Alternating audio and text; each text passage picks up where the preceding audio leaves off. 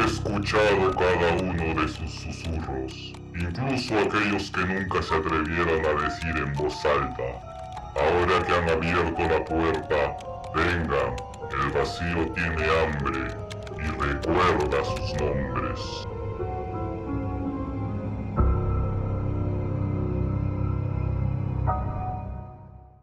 Nuevo video todos los jueves y estén atentos porque algunos domingos también subiré un nuevo video.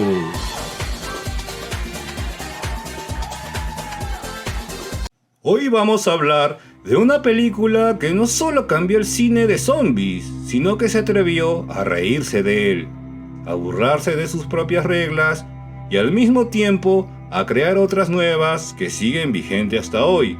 Me refiero al Regreso de los Muertos Vivientes, estrenada en 1985. Cuando uno piensa en películas de zombie, lo normal es imaginar muertos lentos, silenciosos, torpes, criaturas que apenas pueden caminar y que avanzan como una masa sin conciencia. Pero esta película decidió romper con todo eso desde el primer minuto. Y lo más curioso es que no lo hizo desde un terror puro, sino desde la comedia, el punk, el sarcasmo y una sensación constante de que absolutamente nada está bajo control. La historia comienza de una manera muy cotidiana. No empezamos en un cementerio, ni en una casa abandonada, ni en una noche tormentosa. Empezamos en un almacén médico, un lugar aburrido, gris, rutinario, un sitio donde uno jamás imaginaría que va a empezar el fin del mundo. Ahí conocemos a dos empleados comunes y corrientes, dos tipos que no son científicos, ni militares, ni expertos en nada. Son personas normales haciendo un trabajo normal en un día completamente normal.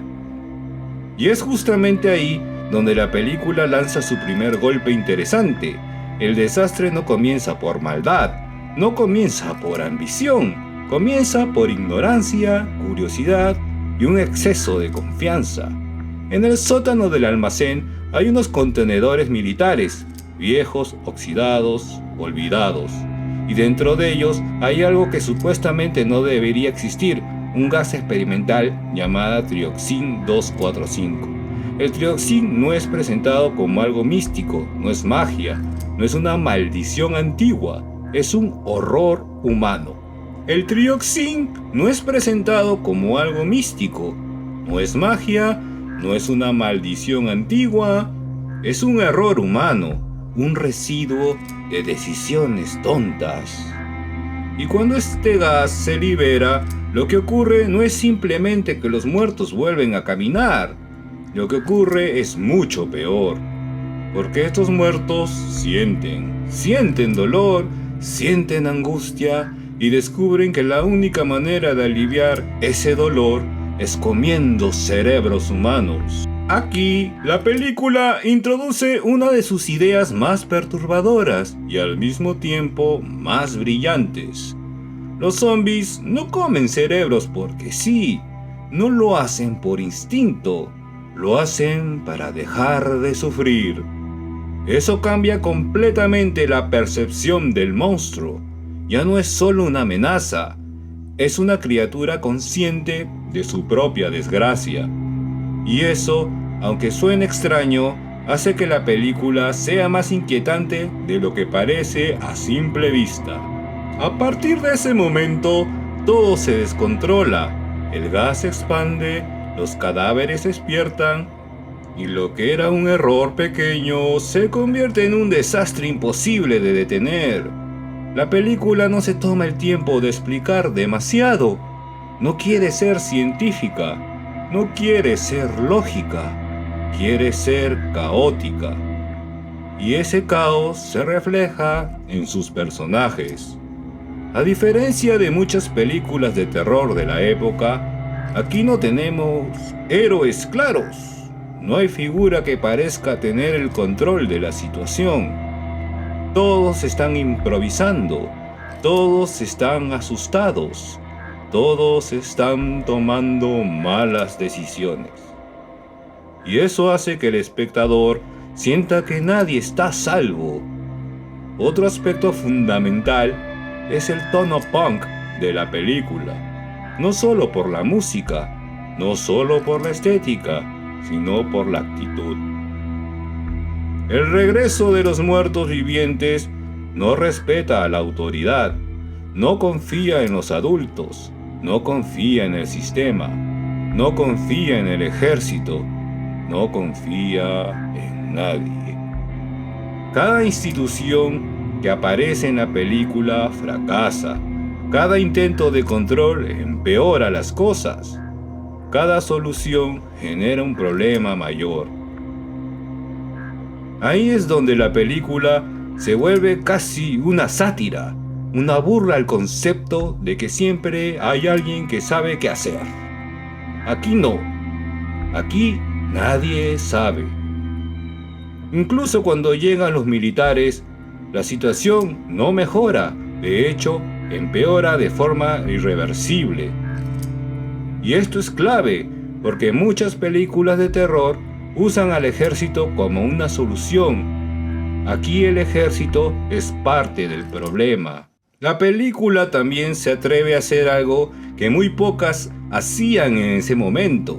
Los zombies hablan, piensan, piden ayuda, piden cerebros. Esto no es un detalle menor.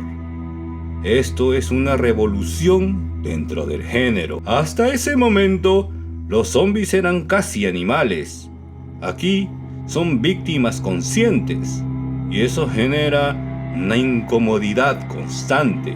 Porque mientras te ríes, también te das cuenta de que algo está profundamente mal.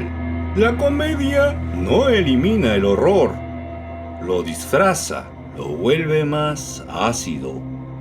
Otro punto interesante es cómo la película juega con las expectativas del espectador.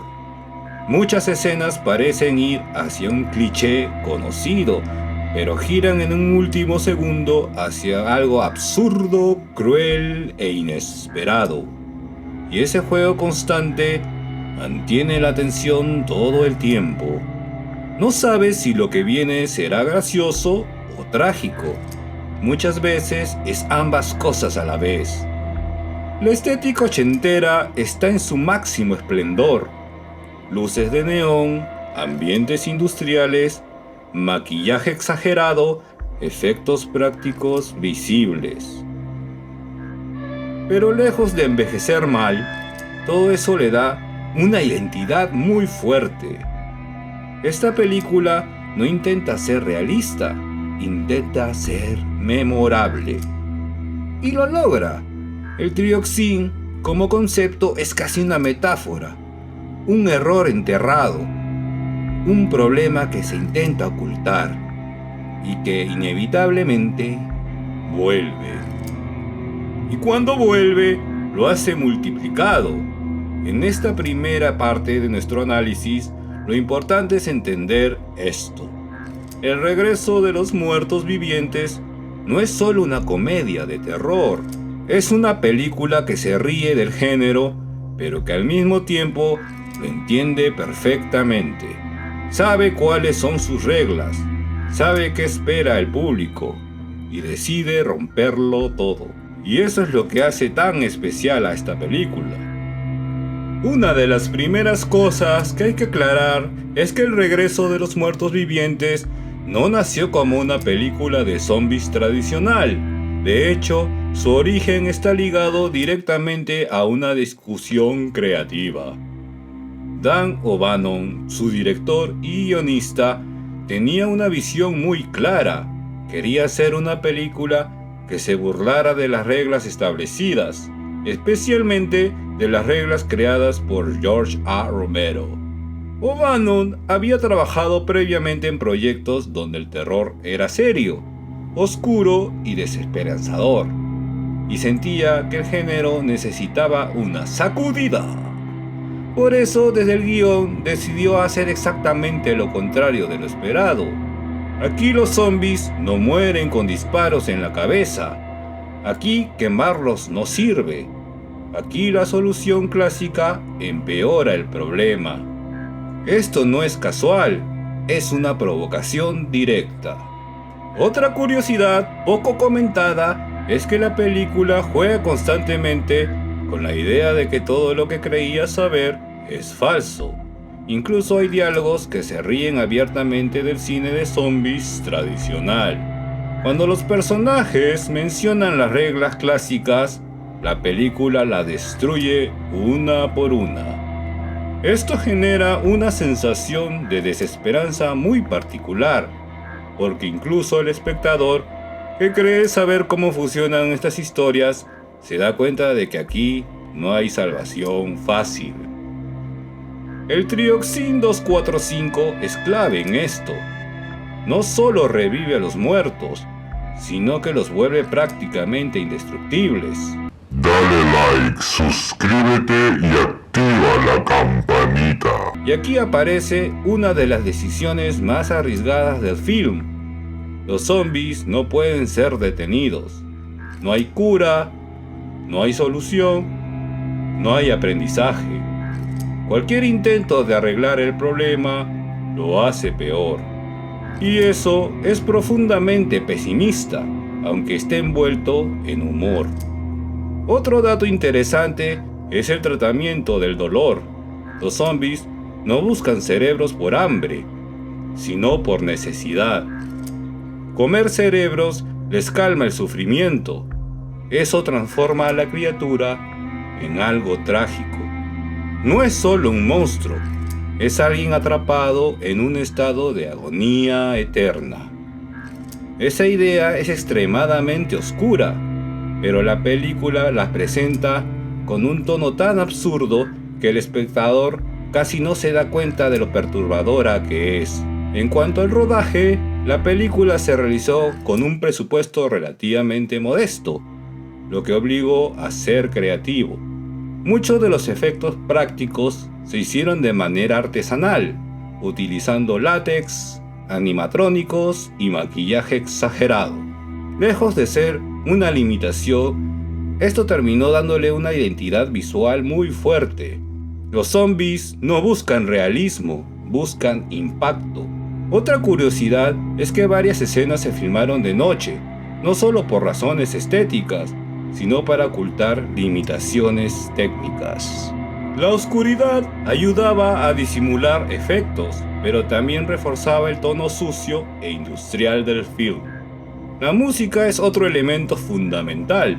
El punk y el rock no están ahí solo para ambientar, están ahí para marcar una postura. La película se siente rebelde, juvenil, desordenada, y eso conecta directamente con su público.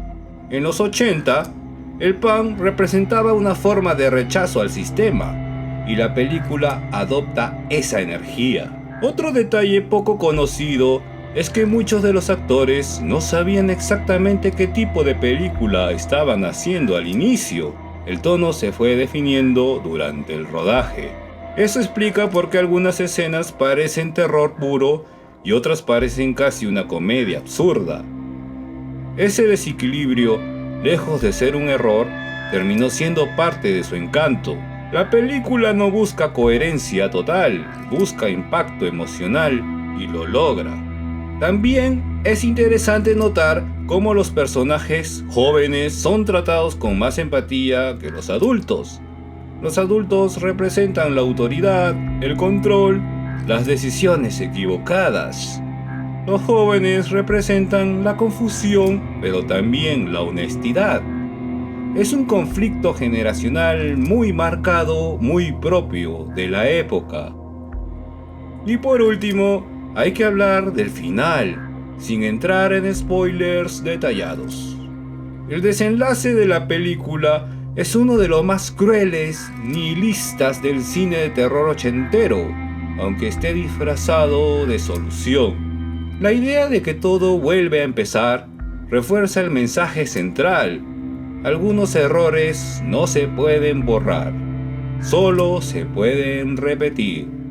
El impacto del regreso de los muertos vivientes no se mide únicamente por taquilla o premios, sino por influencia.